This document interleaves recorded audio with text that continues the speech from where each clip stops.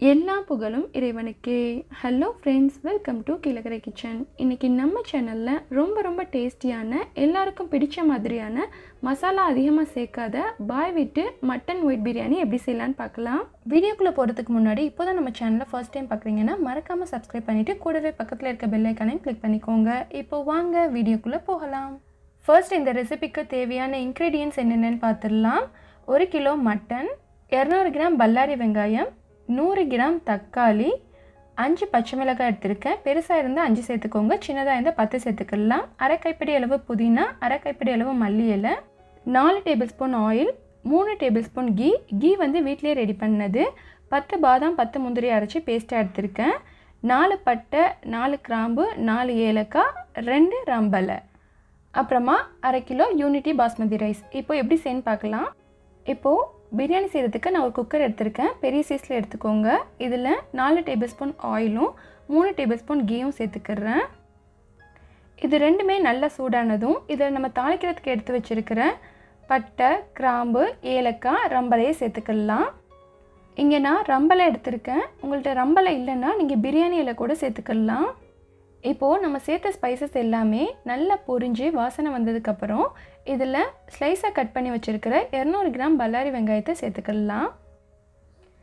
இப்போது நம்ம சேர்த்த வெங்காயம் நல்லா பொரிஞ்சு கோல்டன் ப்ரௌன் கலர் வரணும்.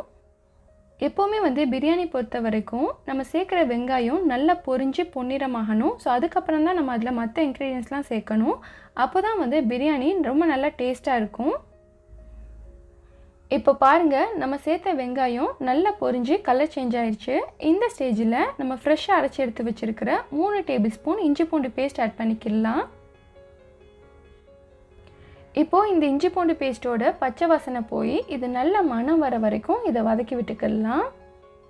எப்போதுமே வந்து இஞ்சி பூண்டு பேஸ்ட்டை சேர்த்ததுக்கப்புறம் அது கீழே அடிப்பிடிக்கிற மாதிரி ஆயிரும். ஸோ அதனால் இதை கண்டினியூஸாக கிளறி விட்டுட்டு இருக்கணும். அப்புறமா இதில் சென்டரில் 2 கீரி எடுத்து வச்சுருக்கிற 5 பச்சை மிளகாவை சேர்த்துக்கிறேன். இந்த பிரியாணிக்கு இந்த மிளகாயோட காரம் மட்டும்தான். நம்ம இதில் மிளகாய்த்தூள் எதுவும் சேர்க்க போகிறது இல்லை. பிரியாணிக்கு மிளகாய்த்தூள் சேர்க்குறதை விட மிளகாய் அதிகமாக சேர்த்தா தான் நல்லா டேஸ்ட்டாகவும் வாசனையாகவும் இருக்கும். நெக்ஸ்ட்டு இது கூட க்ளீன் பண்ணி எடுத்து வச்சுருக்கிற 1 கிலோ மட்டனை சேர்த்துக்கிறேன்.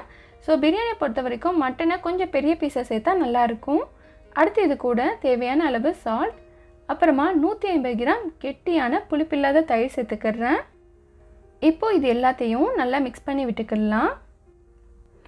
பிரியாணிக்கு எலும்போடு இருக்கிற மாதிரி மட்டனாக சேர்த்தா ரொம்ப நல்லா இருக்கும். இது ஒயிட் பிரியாணிங்கிறதுனால இதில் நம்ம எந்த மசாலாவுமே சேர்க்க போகிறது இல்லை. ஒரே ஒரு மசாலா தான் சேர்க்க போகிறேன், கரம் மசாலா. ஸோ இந்த மசாலா எப்படி செய்யணும்னு சொல்லிட்டு நான் ஆல்ரெடி வீடியோ அப்லோட் பண்ணியிருக்கேன். அதை பார்க்காதவங்களுக்கு கீழே டிஸ்கிரிப்ஷனில் லிங்க் கொடுக்குறேன், செக் பண்ணிக்கோங்க. இப்போது நம்ம ப்ரிப்பேர் பண்ண கரம் மசாலாவிலேருந்து 1 டீஸ்பூன் அளவு சேர்த்துக்கிறேன். ஸோ இந்த மசாலா நம்ம பிரியாணிக்கு நல்ல ஒரு ஃப்ளேவர் கொடுக்கும்.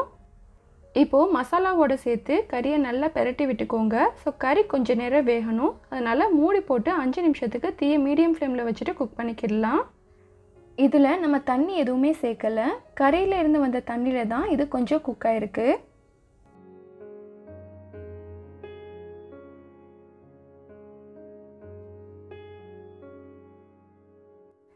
நெக்ஸ்ட் இது கூட நம்ம கட் பண்ணி வச்சுருக்கிற தக்காளி, புதினா, மல்லி இலைகளை சேர்த்துக்கலாம். தக்காளியை இந்த மாதிரி ஸ்லைஸாக கட் பண்ணிக்கோங்க. புதினா அண்ட் மல்லி இலைகளை நறுக்கி சேர்த்துக்கலாம். நம்ம நார்மலாக கலர் பிரியாணி பண்ணும்போது தக்காளியை ஸ்டார்டிங்லேயே போட்டுருவோம். ஸோ அப்போ தான் வந்து நல்ல கலர் கிடைக்குன்னு சொல்லிட்டு. இப்போது நமக்கு கலர் தேவையில்லை, ஏன்னா இது ஒயிட் பிரியாணி. ஸோ அதனால் இந்த ஸ்டேஜில் நான் தக்காளியை சேர்த்துருக்கேன். நம்ம சேர்த்த தக்காளி ரொம்ப கொலையணுன்னு அவசியம் இல்லை, லைட்டாக வதக்கி விட்டால் போதும். இப்போது நம்ம கறியும் குக் ஆகணும், ப்ளஸ் அதோடு சேர்த்து பிரியாணிக்கு தேவையான அளவு தண்ணியையும் சேர்த்துக்கிறேன். 1 கப் அரிசிக்கு நான் 2 கப் அளவு தண்ணி சேர்த்துக்கிறேன். நீங்கள் எடுக்கிற கப்பில் 1 கப் அளவு அரிசி இருந்துச்சுன்னா அதே கப்பில் 2 கப் அளவு தண்ணி சேர்த்துக்கோங்க, சரியாக வரும். தண்ணி சேர்த்ததுக்கப்புறம் இதை நல்லா கலந்து விட்டுக்கோங்க. அடுத்ததாக இதை குக்கர் மூடி போட்டு வெயிட் போட்டு ஒரு 4 விசிலுக்கு வச்சுக்கிடலாம். என்னோடய குக்கருக்கு 4 விசில் வச்சுருக்கேன், உங்கள் குக்கருக்கு ஏற்ற மாதிரி வச்சுக்கோங்க. இப்போது 4 விசில் வந்துருச்சு. ஏர் ரிலீஸ் ஆனதுக்கப்புறம் நான் மூடி ஓப்பன் பண்ணிட்டேன். இப்போது கறி வந்து ஒரு 80% குக் ஆயிடுச்சு. அடுத்ததாக இதில் நம்ம பேஸ்ட்டை அரைச்சி எடுத்து வச்சுருக்கிற பாதாம் முந்திரி பேஸ்ட்டை சேர்த்துக்கிடலாம். இந்த நட்ஸ் பேஸ்ட்டு சேர்க்குறதுனால பிரியாணி வந்து செம்மையாக இருக்கும். நம்ம கலரிக்கறி செய்யும்போது தான் இந்த பாதாம் முந்திரி பேஸ்ட் சேர்ப்போம். ஸோ அந்த கலரிக்கறி எவ்வளோ டேஸ்ட்டாக இருக்குமோ அதே மாதிரி இந்த மட்டன் பிரியாணியும் இருக்கும். இப்போது அரைச்ச அந்த ஜார்லேயே கொஞ்சமாக தண்ணி சேர்த்து அலசி அதையும் சேர்த்துக்கிறேன். இப்போது ஒரு தடவை எல்லாத்தையுமே நல்லா கலந்து விட்டுக்கோங்க. அடுத்ததான் பாஸ்மதி ரைஸை நான் அரை மணி நேரம் ஊற வச்சு எடுத்து வச்சுருக்கேன். ஸோ இந்த ரைஸை வந்து நம்ம கொதிக்கிற அந்த குழம்புல சேர்த்துக்கலாம். இங்கே நான் எடுத்துருக்கிறது யூனிட்டி பாஸ்மதி ரைஸ். ஸோ நமக்கு ஃபைனலாக பிரியாணி வந்து நல்லா நீளமாக கிடைக்கும். இப்போ அரிசியை சேர்த்ததுக்கப்புறம் இதை நல்லா கலந்து விட்டுக்கோங்க. எப்போவுமே நம்ம பிரியாணி செய்யும்போது அது செய்கிறதுக்கு நம்ம யூஸ் பண்ணுற பாத்திரம் வந்து கொஞ்சம் பெருசாக இருக்கணும்.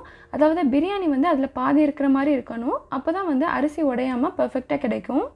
இந்த ஸ்டேஜில் சால்ட் கரெக்டாக இருக்கான்னு பார்த்துக்கோங்க. எனக்கு உப்பு கொஞ்சம் கம்மியாக இருக்கிறதுனால கொஞ்சம் சேர்த்துக்கிறேன். இந்த டைமில் உப்பு கொஞ்சம் தூக்கலாக இருந்தால் தான் அரிசி வெந்து வரும்போது சரியாக இருக்கும். இப்போ இதில் நான் குக்கர் மூடி போடலை, நார்மலான லிட்டை வச்சு கவர் பண்ணிக்கிறேன். இந்த தண்ணி எல்லாமே உள்ளே இறங்கினதுக்கப்புறம் இதை ஒரு தடவை நல்லா கிளறி விட்டுக்கோங்க. இன்னும் இருக்கிற தண்ணி எல்லாமே நல்லா வற்றணும். அரிசியும் வந்து கொஞ்சம் வேகணும். ஸோ இப்போது வந்து அரிசியை நல்லா கிளறி விட்டுட்டு சமப்படுத்திக்கோங்க. எங்கள் ஊரில் பிரியாணி செய்யும்போது கூடுதல் வாசனைக்காக பன்னீர் சேர்ப்பாங்க. இதை வந்து பிரியாணிக்கு சேர்க்குற ரோஸ் வாட்டர்னு கேட்டால் கிடைக்கும். இது தான் வந்து நம்ம பிரியாணிக்கு சேர்க்குற அந்த ரோஸ் வாட்டர். ஸோ இதில் இருந்து 1 டேபிள் ஸ்பூன் அளவு எடுத்து பிரியாணியில் சேர்த்துக்கிறேன். அண்ட் இது கூடவே 1 டேபிள் ஸ்பூன் கீயும் சேர்த்துக்கிறேன். உங்களுக்கு ரோஸ் வாட்டர் கிடைக்கலன்னா நீங்கள் கீ மட்டும் சேர்த்தாவே போதும். இது ரெண்டும் சேர்க்குறதுனால பிரியாணி நல்ல வாசனையாக இருக்கும். இப்போது குக்கர் மூடி போட்டு வெயிட் போட்டு தீயை லோ ஃப்ளேமில் 10 நிமிஷம் வச்சுட்டு ஸ்டவ்வை ஆஃப் பண்ணிடலாம். ஸ்டவ்வை ஆஃப் பண்ணதுக்கப்புறம் உடனே ஓப்பன் பண்ணிடாதீங்க. 1/4 மணி நேரம் கழித்து ஓப்பன் பண்ணி பார்க்கலாம். நான் ஓப்பன் பண்ணிட்டேன். மசாலா அதிகமாக சேர்க்காத மட்டன் ஒயிட் பிரியாணி சூப்பராக ரெடி ஆகிடுச்சு. இந்த பிரியாணி நம்ம குக்கரில் தான் செஞ்சுருக்கோம். பாருங்கள், குலையாமல் நல்ல உதிரியாக வந்திருக்கு. எப்போவுமே ஒரே மாதிரி செய்யாமல் அப்பப்போ இந்த மாதிரி வித்தியாசமாக ட்ரை பண்ணுங்கள். எல்லாருமே விரும்பி சாப்பிடுவாங்க. கண்டிப்பாக எல்லாருக்குமே இந்த பாய் வீட்டு ஒயிட் மட்டன் பிரியாணி ரொம்பவே பிடிச்சிருக்குன்னு நினைக்கிறேன். வீடியோ பிடிச்சிருந்தால் லைக் பண்ணிவிட்டு உங்கள் ஃப்ரெண்ட்ஸ் அண்ட் ஃபேமிலிஸ்க்கும் ஷேர் பண்ணுங்கள். மறக்காமல் நம்ம சேனலை சப்ஸ்கிரைப் பண்ணுங்கள். அடுத்து ஒரு இன்ட்ரெஸ்டிங்கான வீடியோவில் சந்திக்கிறேன். தேங்க்ஸ் ஃபார் வாட்சிங்.